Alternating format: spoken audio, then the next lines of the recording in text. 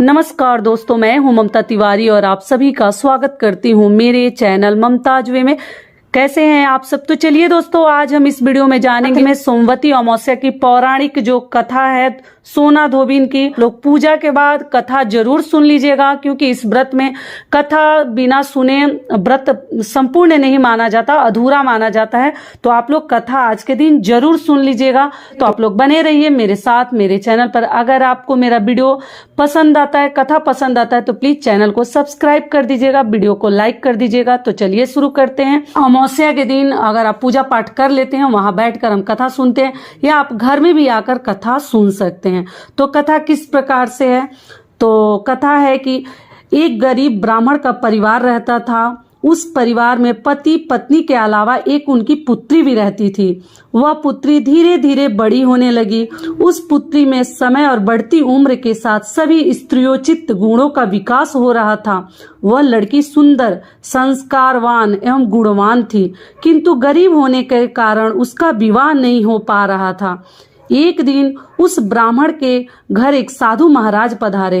वो उस कन्या के सेवा भाव से काफी प्रसन्न हुए। कन्या को लंबी आयु का आशीर्वाद देते हुए साधु ने कहा कि इस कन्या के हथेली में विवाह योग रेखा नहीं है। तब ब्राह्मण दंपति ने साधु से उपाय पूछा कि कन्या ऐसा क्या करे कि उसके हाथ में विवाह योग बन जाए। साधु ने कुछ देर विचार करने के बाद अपनी अंतर्दृष्टि से ध्यान करके बताया कि कुछ दूरी पर एक गांव में सोना नाम की धोबिन जाति की एक महिला अपने बेटे और बहू के साथ रहती है, जो बहुत ही आचार विचार और संस्कार संपन्न तथा पति परायण है। यदि यह कन्या उनकी सेवा करे और वह महिला इसकी शादी में अपने मांग का सिंदूर लगा दे, उसके बाद इस कन्या का विवाह हो तो इस कन्या का वैधव्य योग मिट सकता है। साधु ने यह भी बताया कि वह महिला कहीं आती जाती नहीं है। यह बात सुनकर ब्राह्मणी ने अपनी बेटी से धोबिन की सेवा करने की बात कही। अगले दिन कन्या प्रातः काल ही उठकर सोना धोबिन के घर जाकर साफ सफाई और अन्य सारे कार्य करके अपने घर वापस आ जाती। एक दिन सोना धोबिन अपनी बहू से पूछती है कि तुम तो सुबह ही उठकर सारे काम कर लेती हो और पता भी नहीं चलता। बहू ने कहा, माँ जी, मैंने तो सोचा कि आप ही सुबह उठकर सारे काम खुद ही खत्म कर लेती हो। मैं तो देर से उठती हूँ। इस पर दोनों सास बहू निगरानी करने लगी कि कौन है जो सुबह ही सारा काम करके चला जाता है। कई दिनों बाद सोना धोबिन ने देखा कि एक कन्या अंधेरे में ही घर में आती है और हमारे सारे कार्य करके चली जाती है। जब वह जाने लगी तो सोना धोबिन उसके पैरों पर गिर पड़ी। पूछने लगी कि आप कौन हैं और इस तरह छुपकर मेरे घर की चाकरी क्यों करती हैं। तब कन्या ने साधु द्वारा कही गई सारी बातें बताई। सोना धोबिन पति परायण थी, उसमें तेज था, वह तैयार हो गई। सोना धोबिन के पति थोड़ा अस्वस्थ थे। उसने अपनी बहू से अपने लौट आने तक घर पर ही रहने को कहा। सोना धोबिन ने जैसे ही अपने मांग का सिंदूर उस कन्या के मांग में लगाया, उसका पति मर गया। उसे इस बात का पता चल गया।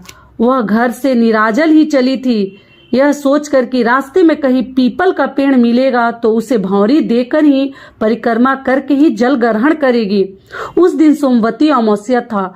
ब्राह्मण के घर मिले हुए पुए पकवान और उसने कुछ ईंट के टुकड़ों से 108 बार भौंरी देकर 108 बार पीपल पेड़ की परिक्रमा की और उसके बाद जल ग्रहण किया। ऐसा करते ही उसके पति के मुर्दा शरीर में वापस जान आ गई। धोबिन का पति वापस जीवित हो उठा। इसलिए सोमवती अमावस्या के दिन से शुरू करके जो व्यक्ति हर अमावस्या के दिन भौंरी देता है, उसके सुख और सौभाग्य में वृद्धि होती है। पीपल के पेड़ में सभी देवताओं का निवास माना जाता है। अतः जो व्यक्ति हर अमावस्या को न कर सके, वह केवल सोमवार को पड़ने वाली अमावस्या के दिन 108 वस्तुओं के साथ भौंरी देकर सोना धोबिन और गौरी गणेश का पूजन करता है, उसे अखंड सौभाग्य की प्राप्ति होती है।